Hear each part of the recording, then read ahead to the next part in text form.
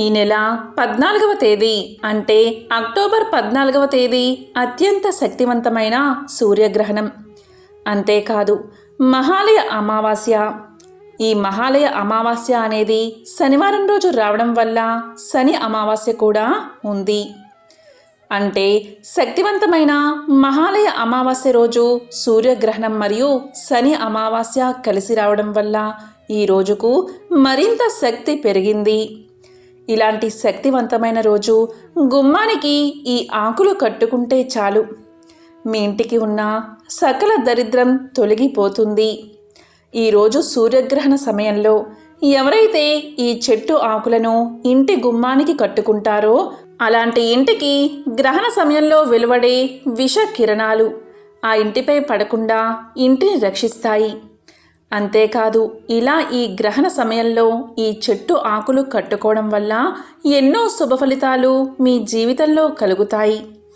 గ్రహణ దోషాలు ఇంటికి తగలవు, నరదృష్టి నరపీడ ఆ ఇంటికి తగలవు, ఇంట్లో వారికి గ్రహణ దోషాలు తగలవు, సకల శుభాలు కలుగుతాయి. మరి అత్యంత శక్తివంతమైన మహాలయ అమావాస్య శని అమావాస్యతో కూడిన సూర్యగ్రహణం రోజు గుమ్మానికి ఏ ఆకులు కట్టుకోవాలో ఇప్పుడు ఈ వీడియోలో తెలుసుకుందాం. ఈ మహాలయ అమావాస్య రోజు అంగుళీయక సూర్యగ్రహణం ఏర్పడుతుంది. ఇది శని అమావాస్యతో కలిసి వస్తుంది. ఈసారి ఏర్పడే సూర్యగ్రహణం మన భారతదేశంలో ఏర్పడుతుందా లేదా గ్రహణ నియమాలు పాటించాలా లేదా గర్భిణీ స్త్రీలు ప్రత్యేక జాగ్రత్తలు ఏమైనా తీసుకోవాలా, పట్టు విడుపు సమయాలు ఏంటి, అసలు సూర్యగ్రహణం సమయాలు ఏంటి అనే విషయాలు ఇప్పుడు తెలుసుకుందాం. ముందుగా సూర్యగ్రహణం అంటే భూమికి సూర్యుడికి మధ్య చంద్రుడు వచ్చినప్పుడు భూమి మీద కొంత భాగానికి సూర్యుడు పూర్తిగా కానీ పాక్షికంగా కానీ కనబడకుండా పోవడం వల్ల సూర్యగ్రహణం ఏర్పడుతుంది. సూర్యగ్రహణం ఎప్పుడూ కూడా అమావాస్య రోజు మాత్రమే సంభవిస్తుంది. ప్రాచీన కాలంలో గ్రహణాలను అశుభంగా భావించేవారు. ఎందుకు అంటే అకస్మాత్తుగా సూర్యుడు ఆకాశం నుంచి మాయమై పగటిపూటే చీకట్లు అలుముకోవడం వల్ల ప్రజలు భయభ్రాంతులకు గురయ్యేవారు. ఆ సమయంలో ప్రజలు చిత్ర విచిత్రంగా ప్రవర్తించేవారు. అలా వారు మానసికంగా ఇబ్బందులు పడ్డం. దీనివల్ల గ్రహణ సమయాల్లో కొన్ని నియమాలను మన మహర్షులు పెట్టారు. ఈ నెల 14న ఏర్పడే అంగుళీయక సూర్యగ్రహణం మన భారతదేశంలో కనిపిస్తుందా లేదా, ఏ దేశాలలో కనిపిస్తుందో ఇప్పుడు తెలుసుకుందాం. అక్టోబర్ 14, 2023న ఏర్పడే సూర్యగ్రహణం అంగుళీయక సూర్యగ్రహణంగా అమెరికాలో చాలా చోట్ల కనిపిస్తుంది. ఇది ఉత్తర America, Canada, British Virgin Islands, Mexico, అర్జెంటీనాలతో పాటు Colombia, Cuba, Peru, Uruguay, Antigua, Jamaica, హైతీలలో కనిపిస్తుందని ఖగోళ శాస్త్ర నిపుణులు తెలిపారు. దీంతో పాటు Paraguay, Brazil, Dominica, Bahamas, Barbados మొదలైన ప్రదేశాల్లో కనిపించే అవకాశాలు కూడా ఉన్నాయి. ఈ సూర్యగ్రహణం మన భారతదేశంలో అస్సలు కనిపించదు. ఇక ఈ సూర్యగ్రహణం భారత కాలమానం ప్రకారం అక్టోబర్ 14వ తేదీ రాత్రి 8:33 మొదలై అక్టోబర్ 15వ తేదీ అర్ధరాత్రి 2:25 వరకు ఉంది. అంటే ఇది మొత్తం 5:52 పాటు కొనసాగుతుంది. ఇక గ్రహణ నియమాలు పాటించాలా లేదా అనే విషయానికి వస్తే ఈ సూర్యగ్రహణం మన భారతదేశంలో కనబడడం లేదు. కాబట్టి మనం గ్రహణ నియమాలు పాటించాల్సిన అవసరం లేదు. గర్భిణీ స్త్రీలు కూడా ఎటువంటి జాగ్రత్తలు తీసుకోవాల్సిన అవసరం లేదు. మనకు కనిపించే గ్రహణాలకు మాత్రమే గ్రహణ నియమాలు పాటించాలి. అందులోనూ మన ఉభయ తెలుగు రాష్ట్రాల్లో ఈ సూర్యగ్రహణం అస్సలు కనిపించదు. కాబట్టి ఎటువంటి గ్రహణ నియమాలు పాటించాల్సిన అవసరం లేదు. ఈ గ్రహణం గురించి మన పంచాంగాలలో అలాగే క్యాలెండర్స్లో అస్సలు ప్రస్తావించలేదు. ఎందుకంటే మనకు కనిపించే వాటి గురించి మాత్రమే పంచాంగంలో మరియు క్యాలెండర్స్లో తెలియచేస్తారు. కానీ కొంతమంది పండితులు మాత్రం ఈ సూర్యగ్రహణం భూమిపై ఏదో ఒక ప్రాంతంలో సంభవిస్తుంది కాబట్టి ఆ భూమిపై మనం కూడా ఉన్నాం కాబట్టి మనకు కూడా స్వల్ప ప్రభావాలు ఉంటాయని చెబుతున్నారు. అలాంటి సందర్భంలో వ్యక్తిగత జాగ్రత్తలు తీసుకోవాలి. గర్భిణీ స్త్రీలు కూడా వ్యక్తిగత జాగ్రత్తలు తీసుకుంటే మంచిదే. ఈ గ్రహణం 8 గంటల ప్రాంతంలో ప్రారంభమవుతుంది కాబట్టి ఈ సూర్యగ్రహణం రోజు సాయంత్రం 4 గంటల ప్రాంతంలో రావి ఆకులను గుమ్మానికి తోరణంలా కట్టుకోవాలి. ఈ సూర్యగ్రహణం శనివారం రోజు వచ్చింది కాబట్టి రావి చెట్టును శనివారం తాకినా ఎటువంటి దోషమూ తగలదు. మిగతా రోజుల్లో రావి చెట్టును అస్సలు తాకకూడదు. ముందుగా రావి చెట్టు దగ్గరకు వెళ్ళి నమస్కారం చేసుకుని దాని ఆకులను ఇంటికి తెచ్చుకోవాలి. 11 ఆకులు సరిపోతాయి. తెల్లటి దారానికి పసుపు రాసి దాని సహాయంతో రావి ఆకులను గుమ్మానికి తోరణంలా కట్టుకుంటే ఆ ఇంటిపై గ్రహణ సమయంలో వెలువడే విషకిరణాలు ఆ ఇంటిపై తగలకుండా మన ఇంటిని రావి ఆకులు రక్షిస్తాయి. ముఖ్యంగా గర్భిణీ స్త్రీలు ఉన్న ఇంట్లో మాత్రం తప్పనిసరిగా ఎన్ని గుమ్మాలు ఉంటే అన్ని గుమ్మాలకు కూడా ఇలా తోరణాన్ని కట్టండి. ఇలా చేయడం వల్ల మీ ఇంట్లో ఉన్న నెగిటివ్ ఎనర్జీ మొత్తం తొలగిపోతుంది. ఇంట్లో పాజిటివ్ ఎనర్జీ చేకూరుతుంది. ఇంట్లో ఉన్న బాధలు, ఆర్థిక సమస్యలు తొలగిపోతాయి. వాస్తు దోషాలు తొలగిపోతాయి. ఈ నెల 14వ తేదీ సంభవించే శక్తివంతమైన సూర్యగ్రహణం రోజు ఇలా చేస్తే ఉత్తమ ఫలితాలు కలుగుతాయి. ఇలా రావి ఆకులు కట్టుకోవడం వెనుక ఒక పరమార్థం ఉంది. రావి చెట్టు ఆకుల నుండి ప్రాణవాయువు అధికంగా విడుదలవుతుంది. అంతేకాదు ఈ ఆకులు ఉన్న దగ్గర గాలిలో వాతావరణ కాలుష్యం వల్ల ఆ ఆకులు దాన్ని శుద్ధి చేసి మనకు స్వచ్ఛమైన గాలిని ఇస్తాయి. అందుకే ఇలా గ్రహణ సమయాలలో కొన్ని శక్తులు విషగాలులు వాతావరణంలోకి ప్రసరిస్తాయి.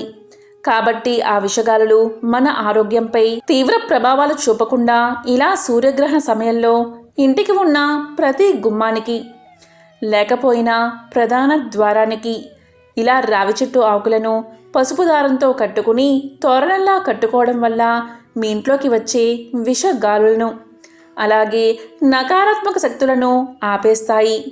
అలాగే వాటిని శుద్ధి చేసి మంచి వాయువును ఇస్తాయి. ఇలా రావి ఆకులను గ్రహణ సమయంలో కట్టుకోవడం ఆచారంగా వచ్చింది. ఇదే రావి ఆకులను ఇంటి గుమ్మానికి కట్టుకోవడం వెనుక ఉన్న రహస్యం. భూమిపై ఉన్న ప్రాణులన్నీ 2 కన్నులతో చూస్తే మనం చూడలేని ఆత్మలను కాకి మాత్రం ఒక్క కంటితోనే చూస్తుంది. ఆ ఆత్మలకు సమాచారాన్ని అందిస్తుంది. అటువంటి వరాన్ని పొందింది కాకి. కాబట్టే శివుడిలాగా శ్మశానంలోనే సంచరిస్తూ పిండాలను ఆరగిస్తూ కావు కావుమని ఆ సమాచారాన్ని ఆత్మలకు తెలియచేస్తుంది. ఒకవేళ కాకులు పిండాలను ముట్టుకోకపోతే ఆత్మలు తృప్తి పొందక శాంతి లేక ఎక్కడెక్కడో తిరుగుతూ బాధపడతాయి. కాబట్టి పిండాలను కాకులు మాత్రమే తినాలి. దీని వెనుక ఉన్న వివరణ ఏంటి అంటే మన హిందూ సాంప్రదాయంలో కాకికి ఒక ప్రత్యేకమైన స్థానం ఉంది. కాకి కూడా 3 అద్భుత వరాలు పొందినట్లు పద్మపురాణం అలాగే సౌర పురాణం తెలియజేస్తున్నాయి. మరి కాకి పొందిన ఆ అద్భుత వరాలు ఏంటో ఇప్పుడు తెలుసుకుందాం. కాకులు పితృదేవతలకు ఆహారాన్ని అందించే పవిత్ర జీవులు. పురాణం ప్రకారం చాలా కాలం ఈ కాకుల్లో ఒక కాకి సూర్యుడి గురించి ఘోర తపస్సు చేసింది. ఆ తపస్సుకు సంతోషించిన సూర్యుడు ప్రత్యక్షమయ్యాడు. వెంటనే కాకి సూర్యుణ్ణి పలు విధాలుగా స్తుతించింది. దాంతో సూర్యుడు ఇలా అడిగాడు, కాకులలో ఉత్తమమైన దానా, నీ తపస్సు నాకు ఎంతో ఆనందాన్ని కలిగించింది. నీ తపస్సుకు కారణమేమిటి అని అడిగాడు. దానికి కాకి ఇలా చెప్పింది, సూర్యదేవా, ఈ సృష్టిలో ప్రతి ప్రాణి ఒక్కొక్క వస్తువును ఒక్కొక్క జీవిని వాహనంగా చేసుకున్నారు. నేను భూలోకంలోని మలిన పదార్థాలు సేకరించే జాతిని. నాకు ఈ లోకంలో ఎంతో అవమానం జరుగుతుంది. అందరూ మనుషులు నన్ను తిడుతున్నారు. నా అరుపు కూడా వారికి ఎంతో అసహ్యంగా వినిపిస్తుంది. నన్ను దగ్గరకు కూడా రానివ్వడం లేదు. కాకా అని అసహ్యంగా అరుస్తుంది అని అంటున్నారు. నాకు మా జాతికి కూడా గుర్తింపు రావాలి. నేను కూడా ఎవరికో ఒకరికి వాహనం అవ్వాలని ఎంతో కోరికగా ఉంది. అనుగ్రహించండి ప్రభు అని వేడుకుంది. అప్పుడు సూర్యుడు కాకి చెప్పిందంతా విని ఇలా పలికాడు. ఓ ఉత్తమమైన కాకి, నీకు నేను 2 వరాలు ప్రసాదిస్తున్నాను. మొదటి వరం ఏంటి అంటే పితృదేవతలకు పెట్టే పిండం కేవలం కాకులు మాత్రమే తినాలి. కాకులు తింటేనే ఆ పిండం పితృదేవతలకు చేరుతుంది. ఇది మొదటిది. ఇక రెండవది, నా కుమారుడు శనిదేవుడు. ఆయనకు వాహనంగా ఉండడానికి ఏ జంతువు కానీ ఏ పక్షి కానీ ఒప్పుకోవడం లేదు. ఎంతో భయపడుతున్నాయి. నువ్వేం భయపడాల్సిన పని లేదు. శని కరుణా స్వరూపుడు. నీవు ఈ రోజు నుంచి శనికి వాహనంగా ఉండు. దాని ద్వారా నీకు భూలోకంలో ఎనలేని గుర్తింపు ఉంటుంది. శనిదేవుడికి భూలోకంలో ఎంతో పేరు ఉంది. ఆయన తలుచుకుంటే ఆయన వాహనమైన నిన్ను కూడా మనుషులు తలుచుకుంటారు. ఆయన పూజలో భాగంగా నీవు కూడా అవుతావు.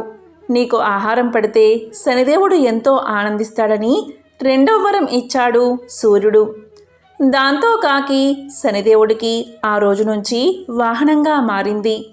ఈ విధంగా సూర్యుడు 2 వరాలు ఇవ్వడం వల్ల కాకికి భూలోకంలో గుర్తింపు వచ్చింది. ఇక పద్మపురాణం ఏం చెబుతుంది అంటే, కొంతకాలం పోయాక కాకులన్నీ శనీశ్వరుణ్ణి ఇలా అడిగాయి. మా గోడు వినండి. కేవలం చనిపోయిన వారి పిండం తినడం వల్ల వారి ఆకలి తీరుతుంటే మాకు భూలోకంలో రావాల్సినంత కీర్తి రావడం లేదు. ఇంకో వరాన్ని కూడా ప్రసాదించండి అని కాకులన్నీ వేడుకున్నాయి. దానికి శని ఇలా పలికాడు. ఎక్కడైనా సరే, దేవాలయంలో కానీ ఇంట్లో కానీ నైవేద్యంగా పెట్టిన అన్నాన్ని లేదా పదార్థాలు మీకు ఆహారంగా వేస్తే మీరు దాన్ని తింటే దేవతలందరికీ సంతృప్తి కలుగుతుంది. అలా పెట్టిన వారికి దేవతలు వరాలు ఇస్తారని చెప్పాడు శని. ఇక అప్పట్నుంచి కాకి కూడా దైవారాధనలో భాగమైంది. ఇంట్లో లేదా దేవాలయంలో దేవుడికి పెట్టిన నైవేద్యాన్ని కాకులకు భూలోకంలో పెట్టడాన్ని మొదలుపెట్టారు ప్రజలు. దాంతో ఆ కాకులకు ఈ భూలోకంలో ఎంతో కీర్తి వచ్చింది. దీంతో కాకులన్నీ ఎంతో సంతోషించాయి. కాబట్టి కాకికి ఆ సూర్య భగవానుడు అలాగే శనిదేవుడు ఇచ్చిన ఈ 3 వరాలు ఎంతో విశేషమైనవి. పితృదోషాలు అనేవి అనేకం ఉన్నాయి. 24 రకాల పితృదోషాలు ఉన్నాయి. ఆ పితృదోషాల ప్రభావం వల్ల ఉద్యోగం రాదు, వ్యాపారంలో నష్టాలు వస్తాయి, వివాహ సమస్యలు ఉంటాయి, దాంపత్యంలో గొడవలు, సంతాన సమస్యలు, ఇలా అనేక సమస్యలు ఉంటాయి. మానసిక, ఆర్థిక, శారీరక సమస్యలు తలెత్తుతాయి. ఇవన్నీ కూడా పితృదోషాల వల్లే వస్తాయి. ఇలా పితృదోషాలు 24 రకాలు. అసలు పితృదోషం ఎందుకు వస్తుంది అంటే పితృకారక గ్రహం రవి. ఈ రవికి బద్ధసత్తువుగా ఉండే గ్రహం శని. కాబట్టి 12 స్థానాల్లో రవి ఎక్కడైనా ఉండని ఆ రవిని చూస్తూనే ఉంటాడు శని. అంటే శనికి 3 చూపులు ఉంటాయి. 3వ చూపు, 7వ చూపు, 10వ చూపు. 10వ చూపు అంటే ఎక్కువ ప్రభావం ఉంటుంది. 3వ చూపు అంటే తక్కువ ప్రభావం ఉంటుంది. 7వ చూపు అంటే సాధారణ ప్రభావం ఉంటుంది.